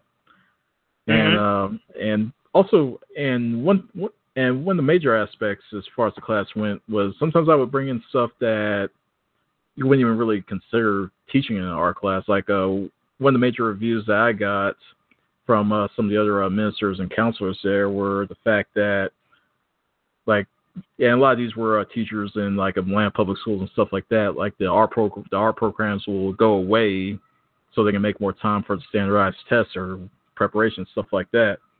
Right. And some of the kids didn't even get art, And yeah. I would even bring in stuff like one thing that I really loved to do with them was bring in origami paper and just show them different techniques, like how to make a paper balloon. You can actually blow up and and of course the classic crane and stuff like that. And just the fact that, hey, even stuff like this, using paper, and you only have to draw itself. Like this in itself is an art form. Mm-hmm. And the major slogan of Life Forever is move the media. And when I say media, like I'm talking about the medium of artwork, as far as it could be pencil, sketch, oil, pastel, whatever it is. And it's just the fact that the whole and what I always try to instill in them and anyone else whenever I talk about that is that the whole process of creating is pretty much just taking one material and moving it to wherever you need to go. Like whether it's erasing, whether it's adding graphite from a pencil, put it in just this one place, because it just looks better. Like certain lines can just look better like 1 millimeter over. Just it's I really consider a broad prospect, but it's just the fact that that the kids were able to pick up on that as well. Just the fact that how well do you know how to structure this particular thing that you want to make that's inside your mind, and just moving that idea from the mental state to an actual physical object, and idea that, hey, you're moving yourself, you're actually doing something. Like my company's called Life Forever. It's like that's all life. That's what life is. It's constant change, Like we have to move in order to actually make what we actually want, or what we actually want to make of ourselves, and just well, there's no such thing as static life. Exactly. There is no such thing as life that doesn't move, that stands still, that is, okay, you could say, yeah, well, a rock can be art, but a rock stands. But in terms of people and what we accomplish and what we do in our lives, nobody stands still. You have a certain amount of activity every day, and being able to capitalize on some sort of creative element, I think, is a very lucky thing that people get to do. Excuse me. It's not something that everybody does. Not everybody can draw. Not everybody can sing. Not everyone can can write. Not everyone can look at the stock market and make. I say all that just by choice. Like, I feel like everybody can do that, but it's like everybody who's listening, it's just really about, do you want to learn? It's not necessarily do you want to do that kind of stuff. Do you want to learn how to do that kind of stuff? I feel like that's a major thing that I always try to separate. Whenever somebody says like, what's talent? Like, I definitely wasn't given the talent that I have right now. Like I say, I spend a lot of time on lynda.com looking up tutorials and different stuff like that. If I could do if I was doing what I did in 2001, I would just stay doing that and just do the whole draw every day thing. But no, it doesn't work that way. Like, all talent, it's got to be learned more than anything else. Just what do you feel like learning? Well, and sometimes people don't realize how versatile they are. Exactly. Like, somebody will look at one of your drawings and go, man, I could never do that in a million years. But that's not necessarily true. I mean, they may not have the same style that you have. They may not be able to execute as well as you. But the tools are out there. The tools to help them learn how to do something are out there. Do you see any? Oh, go ahead. I was going to say, like even just 3 years ago, like I was saying, like the major what I wanted to prove on first and foremost was illustration. Like, I had no idea that I would be able to draw the way that I'm drawing now. Like, the majority of my artwork now is done through a program called Corel Painter, and the major difference between that and Photoshop for the listeners, the main difference between that and Adobe Photoshop is that Corel Painter, it emulates traditional media. Like, as soon as you click on it, you'll see for pencil textures or for oil paint, it's just amazing. It's amazingly crisp, and it's fun. It's sometimes even funny, like how well it copies what an actual real life texture or wherever it is going to be. And what was it? And I just always had my focus on Photoshop throughout my whole artistic career, and just moving into that, and just really seeing how people, and even looking at traditional media, just looking at how people painted. I'll stand there if I see some artwork that I really like. I'll just sit or stand there and just like be maybe 3 inches away from it, just really looking at the little fine details. It's like, in order to do any of this stuff, you just really gotta just like really see, like, just try to put yourself in, like, what exactly did they do? Even when I was talking about, like, I would trace some characters back in the day, just really trying to learn those techniques, and amazing, and finding out that I have these talents in video and everything else. Man. Well, and I look at me, I was definitely not as good a writer when I first started writing than I am today.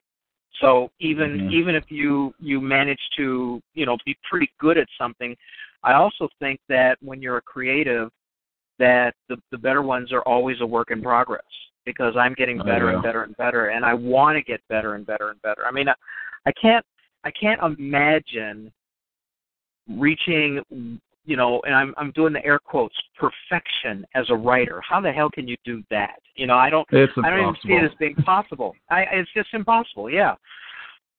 Excuse me. And I'll say, I found myself being very jealous at other artists for the past 15 years. I've been very, very jealous. Yeah. And I guess one of the happiest feelings in the world from being an artist or trying to be a better illustrator is just like that feeling where you're like, I'm not as jealous anymore. That's weird. Yeah. And you haven't even noticed. Yeah. Oh, yeah. Mm-hmm. Okay, well, all right, looking back over the past, however long since you really kind of picked this up seriously, did you have a really bad setback or a really bad disappointment that kind of surprised you in either its intensity or it was something that blindsided you? In terms of being a creative, did you run into anything at all like that?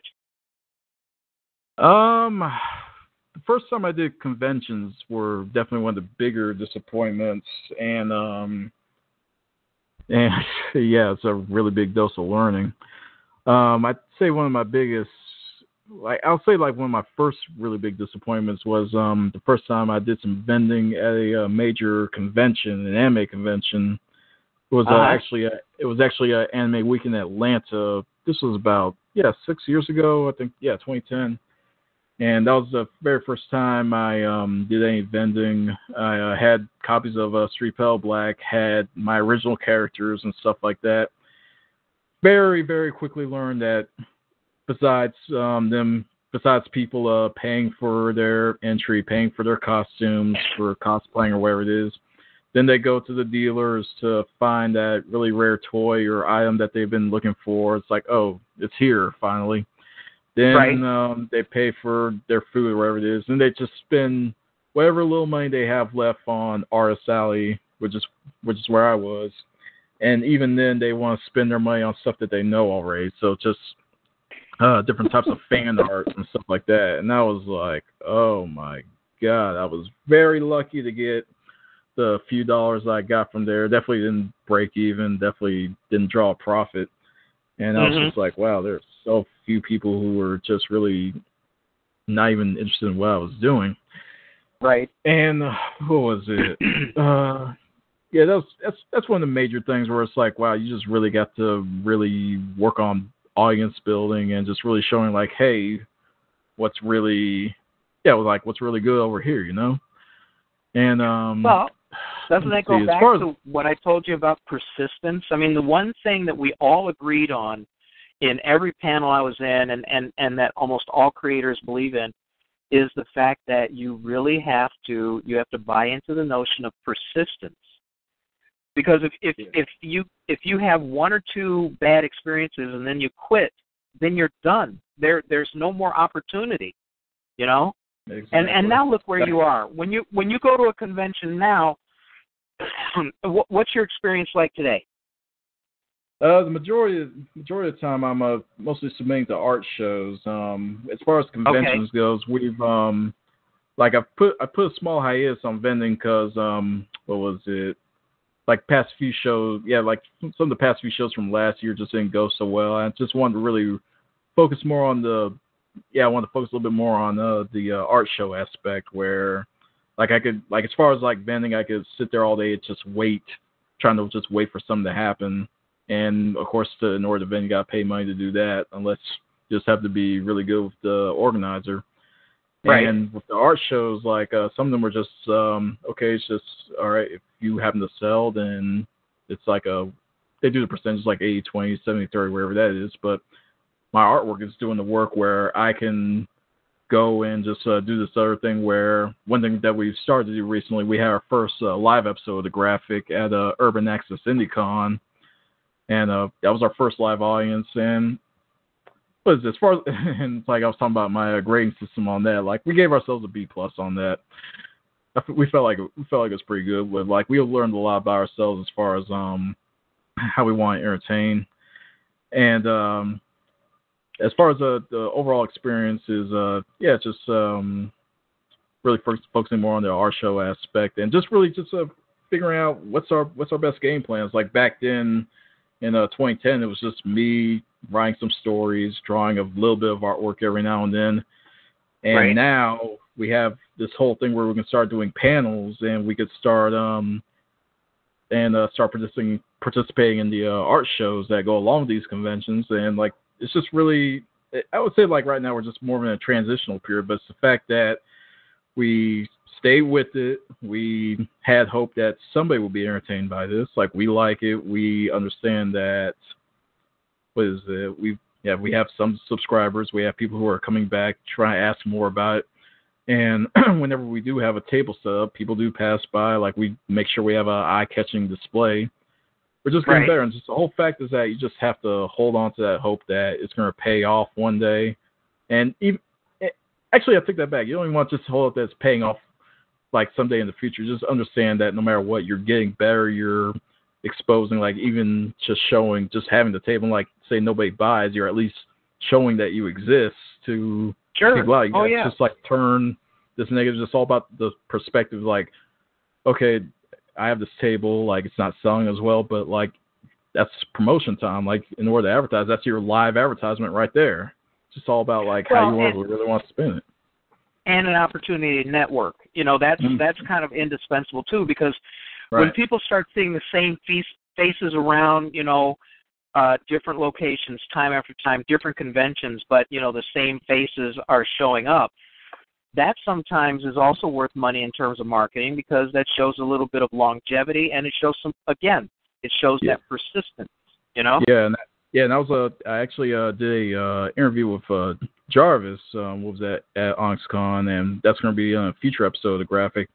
And one thing we spoke about was what was it? Just the fact that the website, BlackScienceFictionSociety.com, it really is just this family where it's like you start to see some of the same people. Like I've been going through these different conventions around Atlanta, like State of Black Science Fiction, OnyxCon, and Urban Access IndieCon. We're starting to see some of the same people like throughout the years. Like it really is a collective that exists, and it's like just showing other people, like just really spreading by word of mouth, like, hey, this exists. There is an audience for black culture, urban culture. Like people say, like there's always a separation between mainstream and what you actually know, but there is a culture out there, and it's just always fun to always find these different things. Mhm. We got about 4 minutes to go. I'm going to grab Jarvis in a couple minutes. Is there anything else that you wanted to convey to the audience that we didn't cover, or did I just drag you dry? No. I guess one last thing I say to wrap up. I was actually, funny enough, like I can't remember if I said this at the beginning of the show or not. I was like this morning. I was actually thinking of different things I could say as far as just different things I want to cover. I was thinking of what I could say as far as anybody who wants to at least just start drawing or start sketching. I would say the best things to do are you have the scenario where it's like, okay, I want to sketch or start drawing something. Like people go in there saying like, okay, I already know it's not going to be good, but that's fine. It's just my first one. And people will immediately grab any computer or loose leaf paper and just get normal number 2 pencil. Mm-hmm. I'll just give like a very quick drawing lesson right quick. Like first, don't get like a huge 8x11 sheet of paper. Start with like something that's like 2 by 3 inches or something like that. Make something very, very small so you take the pressure off of yourself to fill up that entire 8.5 by 11. Next, get a pencil. Like people always say, you want to like draw lightly with that number 2 pencil. Instead, just get a pencil that draws light automatically. Like you always see those type of pencils say like HB, HB, and F and stuff like that. Get like a 4H pencil and just start with that. And what was it? As far as whatever concept that you have in your mind, on that 2.5 by 3 inch piece of paper, actually draw what you want in the first little 2 centimeter by 2 centimeter imaginary square. Just draw like as small as possible. Try to get that to look as good as that looks. Like it's kind of funny. It's kind of funny to like think that that'll actually work, but you'd be amazed as far as like just drawing on a small scale, then how much it can actually translate to doing those little details. But yeah, even though it's counterintuitive, it does make a lot of sense. Yeah, because people put so much pressure on themselves to fill up that entire paper with great detail and all that other stuff. I say start very, very small with those little notebooks and stuff like that, and you can even just take that with you. Just see like a leaf or something you want to practice with. Just a little drawing, some drawing pro tips. So very good advice. That's about it. All right, well, we have run out of time. I told you that 2 hours would go fast. By the way, is your wife still online? Oh yeah, she's right here. Is she in the chat room? Yes, you're in the chat room still. I think we just woke her up. Oh, I'm sorry. Well, tell her that I just dropped the link to that book that's going to save your sanity in the chat room for you guys. Yeah. Okay. We see it right here. That guy was our pediatrician when I had kids, and it's funny because we came back. You the baby's born, you come back in like 2 weeks or whatever. And he looked at me and says, "You look like hell." And I said, "Well, thank you very much. I appreciate that." He said, "You're not getting any sleep, are you?" Well, yeah, a pediatrician. He says, "You're not getting any rest, are you?" I said, "Well, no. I try to let my wife get as much rest as possible, blah, blah, blah, plus I still work during the day." And he gave me a copy of that book, and I swear to God, it saved my life. Like in 3 or 4 days, our baby started sleeping almost entirely through the night. Oh yeah. Okay, so that is my shower present to you guys. And again, congratulations. You got that, Amanda? Yes. All right, yes, you got it. So yeah, we definitely appreciate that. Oh man, I'm telling you, like I said, I must have walked like every night. I must have walked like 3 or 4 miles trying to get my daughter to fall asleep, and she just would not do it, man. Well, we're probably going to go through that as well because even at 26 weeks, like going crazy, like as far like was already keeping her up at night. It's insane. All right. Well, this book will definitely. We learned that she hates loud noises. Anyway. Right. Yeah.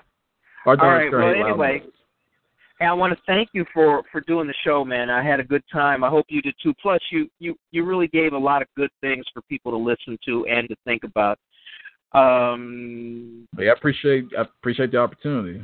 Loved it. Yeah, and for anybody who wants to check Deforrest's workout, it's www.life-forever.com, and then there's links to all the other stuff that he does. And if Jarvis is still awake, hopefully he'll get online here and say his good nights to everybody. There he is.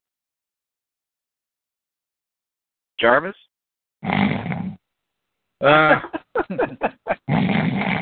Oh, so, I'm sorry, my bad. I'm just kidding. Well, I want to thank everybody for participating in the show. I had a great time listening in to DeForest and William's antics as always. I want to thank DeForest's wife for reminding him of the show because we talked about it at the OnyxCon, and we did. And then there was a little miscommunication there, and I always try to call early in the week to make sure, but it was like a busy week, and that kind of slipped between the cracks. And I'm just thankful that you were flexible enough to come on and make it happen. Yeah, I was so close to enjoying this big Corona that I bought earlier. Thank goodness that I got alerted. Hey, it's nice and cool for you now, and you can have that. Oh, yeah. But yeah, I appreciate you coming on, man. And I've known you for a couple of years, and I think we initially met at one of the OnyxCons probably about 4 years ago. And I really like what you're doing and the stick-to-itiveness that you have with your project.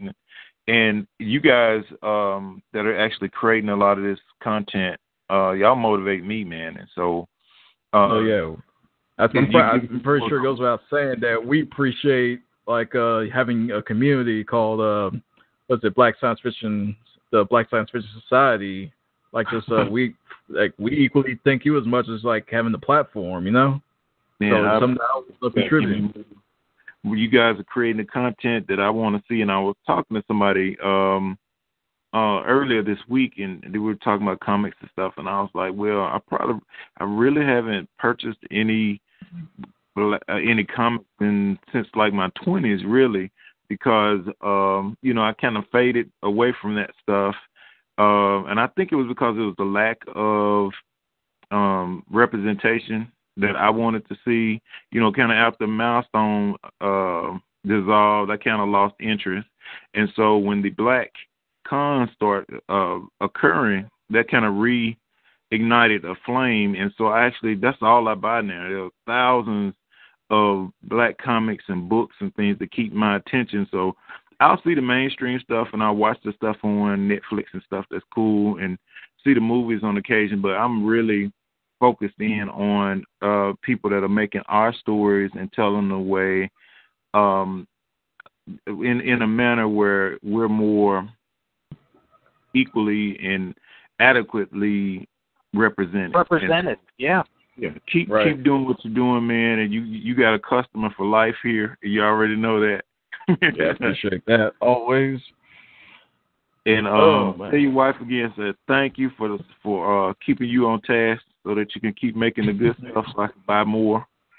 Oh yeah, she's over here smiling at me, so yeah, she appreciates that. All right, and well, congratulations. Congratulations. Oh, real quick, congratulations on the baby, man. And I'm gonna have to send something to you or drop it off.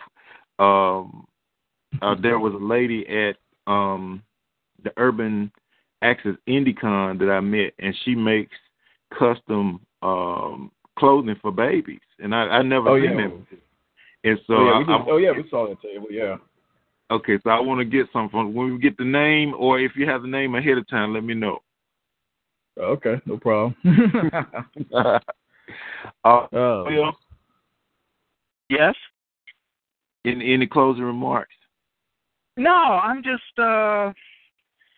happy that we had such a great show, and that Deforrest was so cool about it. And as always, you always talk about how I entertain, but you're gonna have to we'll have to talk offline about that, because I'm just being me, And, wait a minute, the show's not about to go off, is it? Oh. No, you mean forever? No, for the night it is. Yes. So I want to thank everybody for listening. Be sure to check out our YouTube channel and look at all of our past shows. We have 3 years of shows, 3 years of interviews. We've re-interviewed certain people. I guess I was interviewed a couple times for a couple of my books, but we have 3 years of an awesome lineup of Black creative talent. So take a look at our YouTube channel and continue tuning in every Friday if you can for the live show and picking it up as a podcast. So on behalf of all the people who make this thing great, I want to thank everybody for listening, for supporting, and we will catch up with you next Friday with a brand new show. Mind if I make some plugs real quick? If you must. Oh yeah, just 2 quick things right quick. Like I said, season 3 of The Graphic is starting this September. Please check that out, youtube.com/LifeForeverOfficial, all one word. And as far as Street Pile Black, it's celebrating its 15th anniversary. And there's never been a better time to pick up my store. You can support it on life-forever.com. And you can visit the shop until September 15th. Both stories cost $15 normally individually, but right now you can get it for both stories for just $15. So that's a special running right now. So definitely check that out, and the rest of my artwork at life-forever.com. And once again, I appreciate you guys for the opportunity and for everyone listening in. All right, thanks, man. Make sure to post your links on the website and any new graphics or specials that you're doing. Post that in your blog on there, and I'll make sure to shoot it out to everybody. Oh, yeah, thank you. Definitely. All right, we're going to shut it down. Thanks, everybody, and have a good weekend. Right, okay, you too, man. Don't Bye. drink too much. All right, bye-bye. All right, bye.